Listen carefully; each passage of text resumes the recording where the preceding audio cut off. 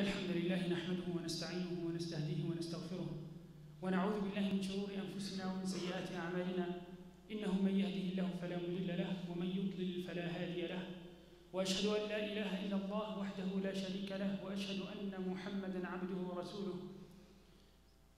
All thanks due to Allah. We seek His help and forgiveness. We seek refuge with Allah subhanahu wa ta'ala from our own souls and from our bad deeds.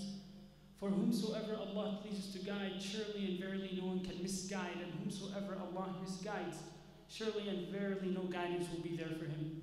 And I bear witness and I testify that Allah subhanahu wa ta'ala is the only deity worthy of worship, and that Muhammad sallallahu alayhi wa sallam is his last and final messenger. يقول الله عز وجل يا أيها الذين آمنوا اتقوا الله حق تقاته ولا تموتن إلا وأنتم مسلمون. Allah subhanahu wa ta'ala says in Surah Al-Imran, O you who believe, be aware of Allah, fear Allah as He should be feared, the fear out of love, and do not die except as Muslims. أما بعد فإن أصدق الحديث كتاب الله وخير الهدي هدي محمد صلى الله عليه وسلم وأن شر الأمور محدثاتها وأن كل محدثة بدعة وأن كل بدعة ضلالة وما قل وكفى خير مما كثر وألهى وإنما توعدون لآت وما أنتم بمعجزين. So inshallah for the khutbah today inshallah we're going to give you a small discount, about 10-15 minute discount inshallah. So inshallah we can take those 10 minutes from you after the khutbah. So the topic of the khutbah today is a very particular one, and if you ask yourself, and every one of us should ask the same question, is what am I doing to help my dear brothers and sisters in Islam who are suffering around the world? And in particular I'm talking about the refugee crisis. Set aside the politics, set aside why things happen, all that set aside, just focus on one humanitarian cause, one question: what am I doing to help support my brothers and sisters all over the world who are suffering because they had to leave their homeland due to a particular oppression? So inshallah keep that question in your brain, keep that question in the background as I'm talking to you in this khutbah, because then inshallah we will know why we need to ask that question. The Prophet ﷺ said, the likeliness of the believers in their respective love, mercy and compassion is that of the body. When one part of it is in pain, when one part of the body aches, the rest of the body adapts to that pain and tries to revive it. And that is the message of the Prophet ﷺ. The Prophet ﷺ said this hadith to let us know that when one part of the Muslim nation or one part of the Muslim unity is suffering, all the Muslims act to revive that unity, to revive that pain, so it can go away, so it can fade. So the Prophet ﷺ is giving us a message, and if we look at reality today, we are doing exactly the opposite of what the Prophet ﷺ said. We turn our heads away, we block our eyes and ears, acting like if we can't see it, if we can't hear it, it's not there. But it is there. And Allah subhanahu wa ta'ala will ask about every single one of us, what have you done? And looking years forward, we will ask ourselves the same question: what have we done? When our kids come and ask us later on, when Allah subhanahu wa ta'ala overcomes this calamity that hit the ummah, and the refugees are able to return to their homeland, you will ask yourself, oh, I wish I was part of that group that helped make that happen. So inshallah, let's not regret and not make Allah subhanahu wa ta'ala replace us with a group that He will utilize so He can revive that message of the Prophet sallallahu alayhi wa sallam.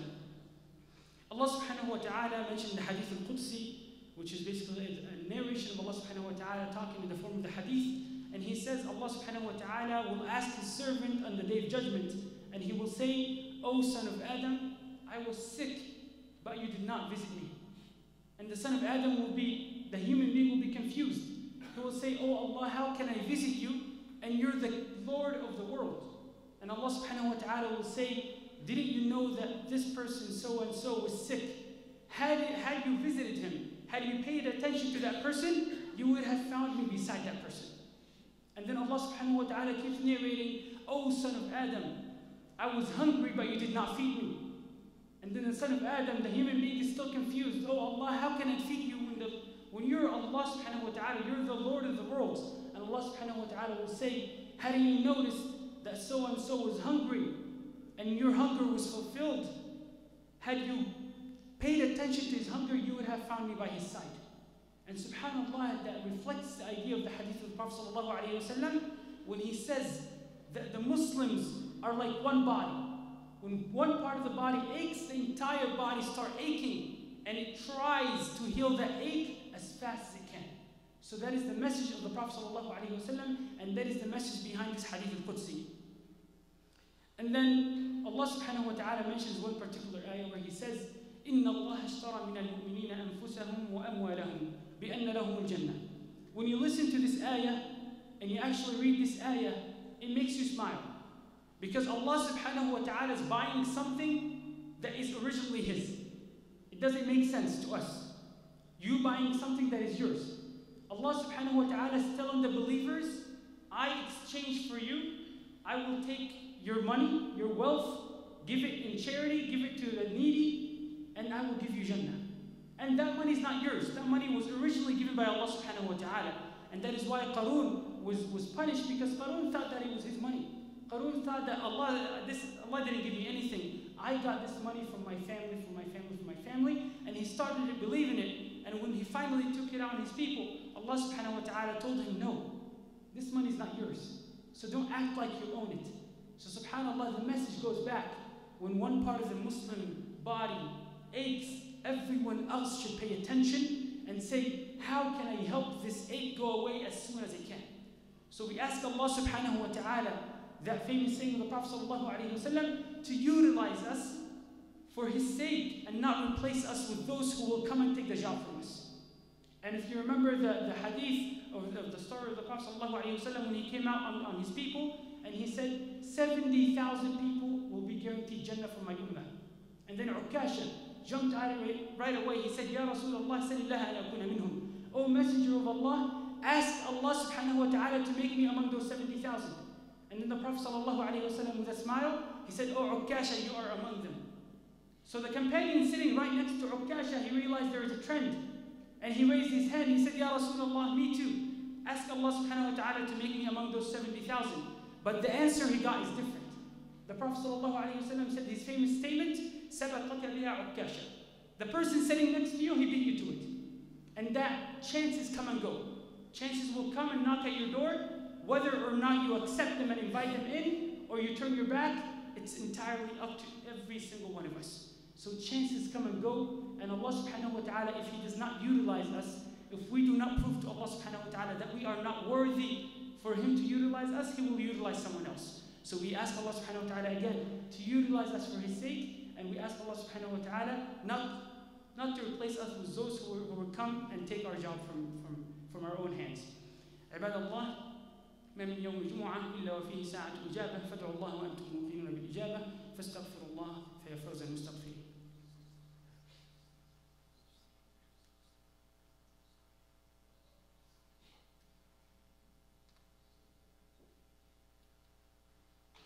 Alhamdulillah Rabbil Alameen, wa salatu wa salamu ala Rasulillah sallallahu alayhi wa sallam. So I mentioned some background hadiths so I can jump to the point of the refugee crisis. Refugees are all over the world, and subhanAllah, they need the most of our needs. And if we're not the ones who extend our hands to them, they will find someone else. Allah subhanahu wa ta'ala promised that He will not let the oppressed be tortured, and He will keep an eye on the oppressed. So if He does not utilize us, each one of us here at this masjid at this particular moment, He will find someone else who will take care of their needs. So their needs include medical assistance, having a blanket so they could sleep at night. SubhanAllah, what a shame for us to go hide under our blanket, safe and secure, between our family and friends, and not think about those refugees. So SubhanAllah, it could be any one of us in that same situation. But Allah subhanahu wa ta'ala blessed us so He can test us. Will you pay attention to those people?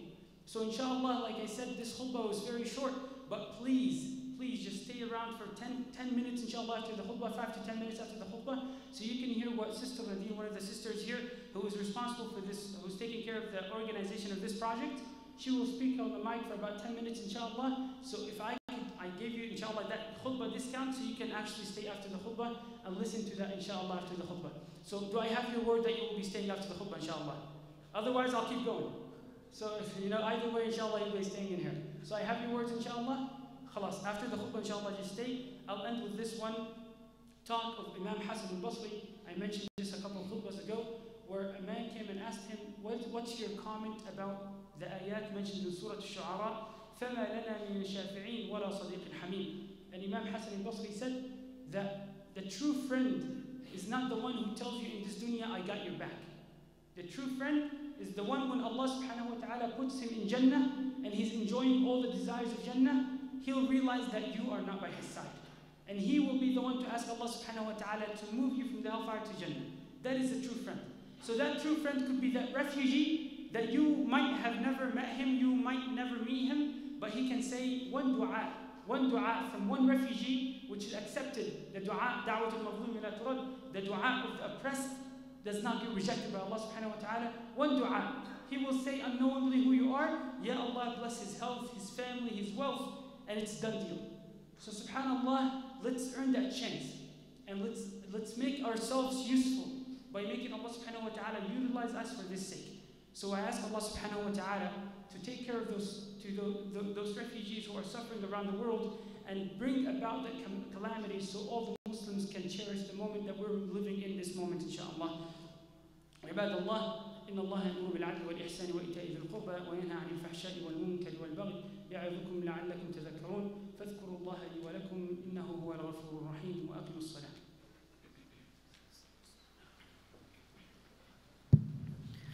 الله أكبر الله أكبر أشهد أن لا إله إلا الله أشهد أن محمدًا رسول الله حي على الصلاة حي على الفلاح قد قامت الصلاة قد قامت الصلاة الله أكبر الله أكبر لا إله إلا الله.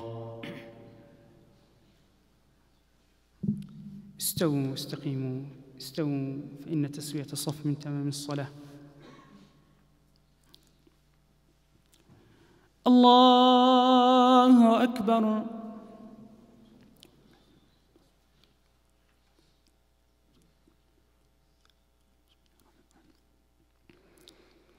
الحمد لله رب العالمين الرحمن الرحيم مالك يوم الدين إياك نعبد وإياك نستعين اهدنا الصراط المستقيم صراط الذين أنعمت عليهم غير المغضوب عليهم ولا الضالين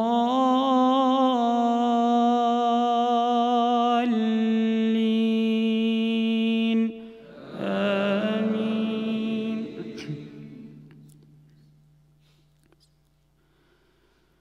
والضحى والليل إذا سجى ما ودعك ربك وما قلى وللآخرة خير لك من الأولى ولسوف يعطيك ربك فترضى ألم يجدك يتيما فآوى ووجدك ضالا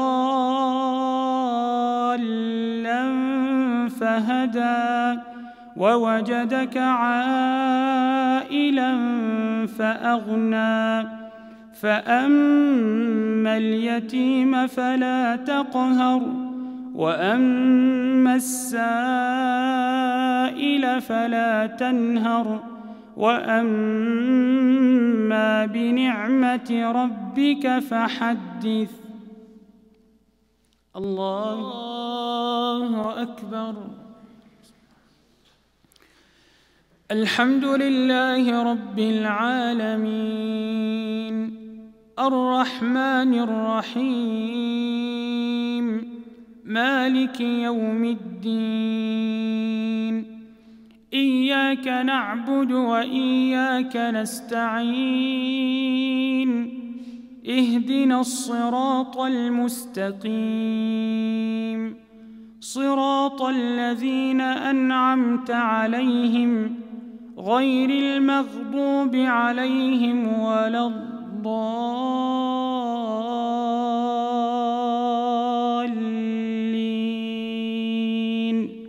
آمين.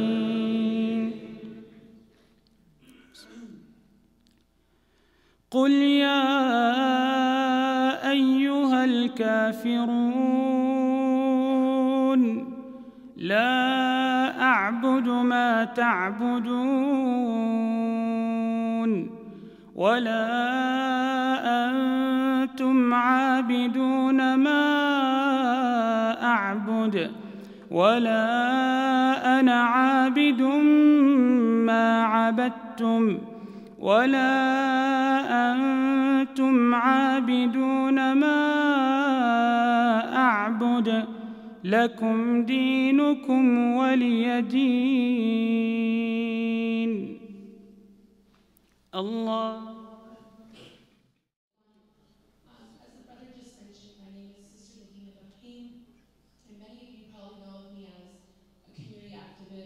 Around protests or any type of community humanitarian support. But I'm also a volunteer coordinator with Global Outreach Leaders, which is a nonprofit organization that is based in Missouri and was started in 2014. The organization was started by a group of very young Muslims like myself that are dedicated to serving those in need around the globe, whether it be in different parts of Africa or in different parts of the European countries that are experiencing the refugee crisis. The reason why I come to you here today is, inshallah, this December, so probably within the next month, from the 16th through the 27th, I'm coordinating a team of 20 volunteers, of nurses, doctors, and humanitarians like myself from different parts of the U.S. that are going to Lesbos Island in Greece. And as many of you know, many refugees from around the globe are crossing the scary and treacherous Mediterranean Sea to escape war and violence. Many have died on their way to the island, and many have made it, but are trapped on the island as they wait for asylum in different European countries. This team of 20 people that I'm coordinating will be delivering medical care and resources to more than 2,000 refugees, inshallah, where more than 90% of them are Syrians, Afghans, Iraqi, Pakistani, Iranian, and Somali. So these are definitely our Muslim sisters and brothers. We will be giving emergency blankets for those that are coming by boat, diapers and warm clothing for the infants, hygiene kits and medication to everyone, and setting a woman's shelter. There are more than 6,000 refugees on this island right now, and they are housed in what used to be an active prison within Greece. I'm coming to you today asking for you to support us by donating the money we need to deliver the services and resources that we aim to deliver. We are in need of $15,000 to serve at least the 2,000 refugees we aim to serve on the island. We'll be working with the United Nations as well as other NGOs that are already on the island. All volunteers, and I say this again, all volunteers, including myself, we're paying for our own way to the island. Because this is how much it means to us. So 100% of your money will be going to purchasing these items and to delivering these services that we aim to deliver. And I hope that you will really join us in helping make this happen. Because not only does it send a message of our humanitarian support, but it's also a form of da'wah. And it's also a form of really reminding our Muslim sisters and brothers that we are there with them in this plight that they continue to face. So, jazakallah khair for your time and for any contributions that you're willing to make. I really do appreciate it, and it really means a lot, not only to myself and the group that's going, but to those sisters and brothers that we're aiming to serve. And if you have any more information or would like to make a donation later on, I did give Brother Ahmed up there some one-page pamphlet, one-page information sheets where you can find out more about who we are, as well as contact information for us on there. So please do reach out with any questions that you may have. And once again, jazakumullah khair for your time and for welcoming me here today.